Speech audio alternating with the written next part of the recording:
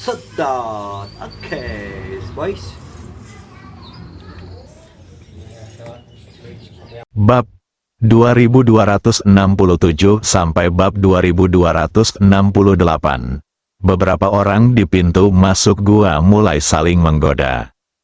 Di dalam gua, Li Fugui akhirnya melihat situasi sekitarnya dengan jelas melalui lampu sorot. Tepat di sebelah timur dasar gua terdapat sebuah lorong dengan tinggi 2 meter dan lebar sekitar 1,5 meter. Demikian pula lorong ini tidak dapat diduga.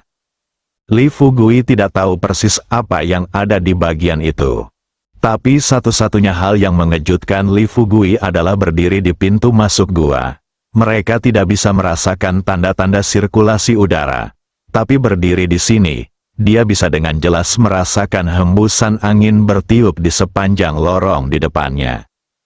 Ketika keraguan muncul, Li Fugui mengangkat kepalanya dan berteriak ke pintu masuk gua. Duo, aku akan masuk ke dalam sekarang.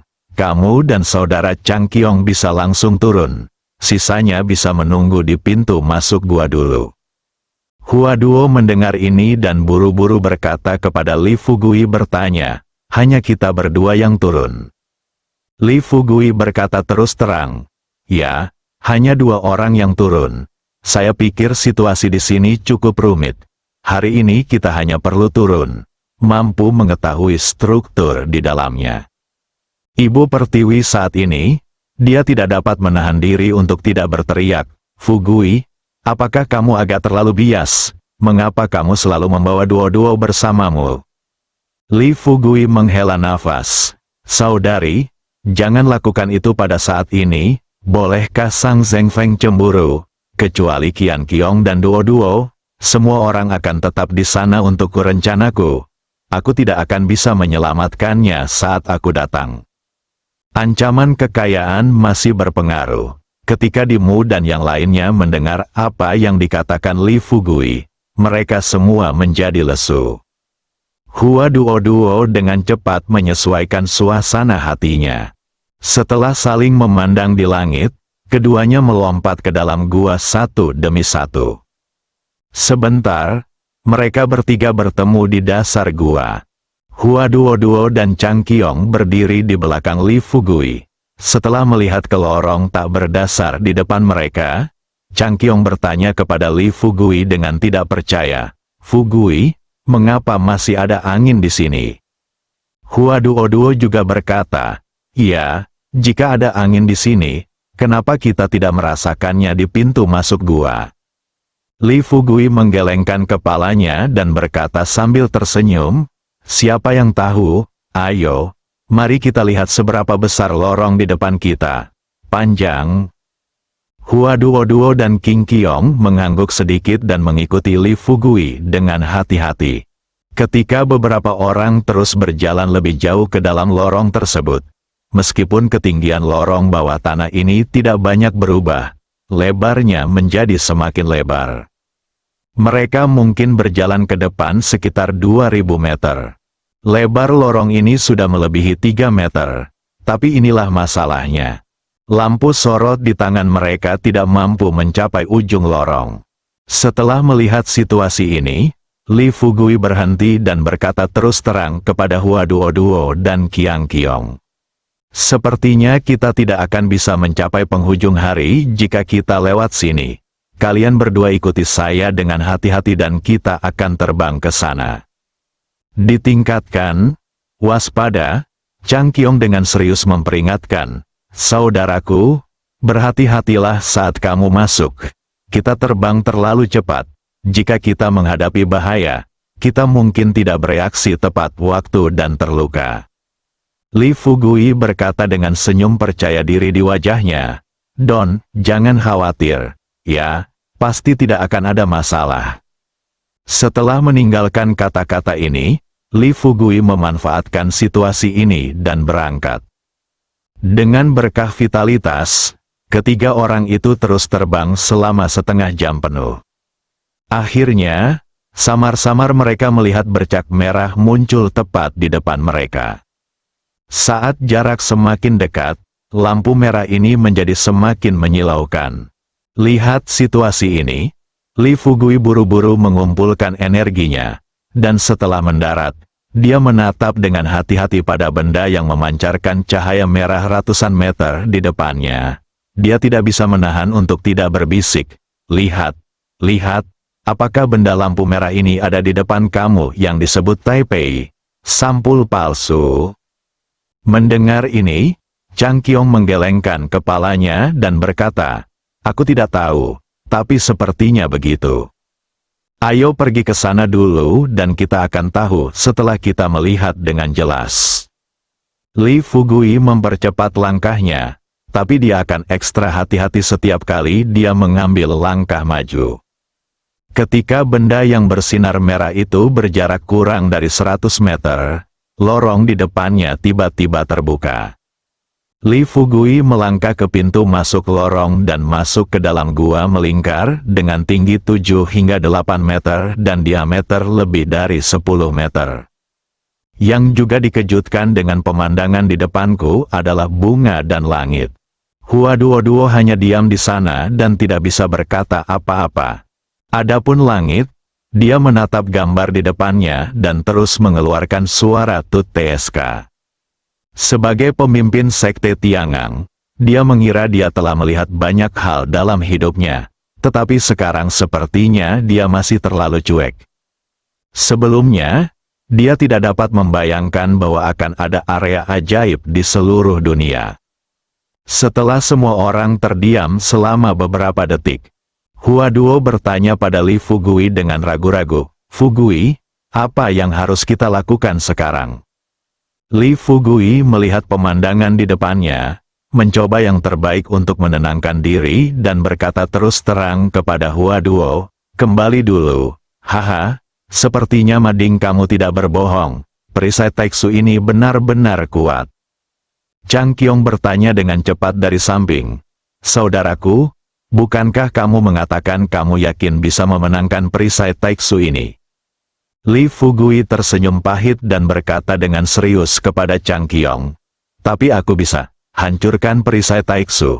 Tapi kamu juga bisa melihat kelompok lampu hijau jauh di dalam gua. Kelompok cahaya yang terus-menerus menyerang segel perisai Taiksu pasti berjumlah hampir 10.000 elf. Aku menjatuhkan Taiksu Shield sekarang, buka perisai virtual. Bagaimana kita bertiga bisa menahan dampak hampir 10.000 elf?" Chang Qiong menyentuh bagian belakang kepalanya, menatap pemandangan di depannya dalam diam selama beberapa saat, beberapa detik, dan bertanya kepada Li Fugui dengan ragu-ragu, "Setelah kita naik, lalu apa rencana kita selanjutnya?" Li Fugui memandang Taiksu Guo dengan saksama dan tertawa pelan. "Mari kita bicarakan nanti. Mengapa kamu panik?" Tawa, hati bunga-bunga dan langit benar-benar lega. Karena mereka tahu bahwa selama Li Fugui masih bisa tertawa, maka mereka akan yakin bisa menjatuhkan perisai Taiksu, dan memiliki peluang lebih besar untuk masuk jauh ke dalam jurang bumi dan mendapatkan cermin pengembalian 99. Setelah mengkonfirmasi ide ini, keduanya kembali bersama Li Fugui. Dibandingkan berhati-hati saat datang, mereka kembali dengan sangat cepat. Namun demikian, saat mereka terbang keluar gua lagi dan muncul di depan Jenny dan yang lainnya, 1 jam penuh telah berlalu sejak mereka memasuki gua. Jenny, Yuzhen dan Dimu baru saja melihat Li Fugui dan bergegas ke arahnya bersama. Ketiga gadis itu memeluk Li Fugui. 6 lengan melingkari leher, pinggang, dan lengan Li Fugui. "Fugui, kenapa kamu lama sekali untuk masuk? Tahukah kamu kalau kami hampir mati karena khawatir? Dalam 3 menit, jika kamu tidak keluar, kami akan masuk untuk mencarimu bersama." "Fugui, lain kali kamu pergi ke tempat berbahaya seperti itu, kamu harus membawa kami bersamamu. Bahkan jika kamu mati, kami akan mati bersama." Gadis-gadis di sekitar Li Fugui semuanya memiliki cinta sejati padanya. Lihat situasi ini, Li Fugui tersenyum dan mencium kening ketiga gadis itu masing-masing. Kemudian, dia menghiburnya dengan suara lembut, "Jangan khawatir, bagaimana aku, Li Fugui, bisa mati begitu saja?" Li Fugui membawa beberapa orang langsung ke ruang konferensi sebelumnya. Tidak mungkin mereka pergi ke tempat lain dalam beberapa hari ke depan. Sekarang pintu masuk ke Earth Abyss telah ditemukan. Kita harus segera menemukan cara untuk memecahkan penghalang Taiksu yang menyegel Earth Abyss. Faktanya, untuk Li Fugui, tidak sulit untuk melepaskan perisai Taiksu. Tapi masalahnya adalah, setelah melepaskan perisai Taiksu, apa yang harus dilakukan dengan para elf yang tersegel di jurang bumi? Bunuh saja dia, ada begitu banyak elf. Dan kelompok orang ini pasti tidak akan bisa membunuh mereka semua. Belum lagi, hanya ada sedikit elf yang tersisa di dunia saat ini. Jika mereka membunuh semua elf ini, maka tidak akan ada elf sama sekali di dunia ini. Tapi bagaimana dengan menangkapnya? Ini bahkan lebih mustahil lagi.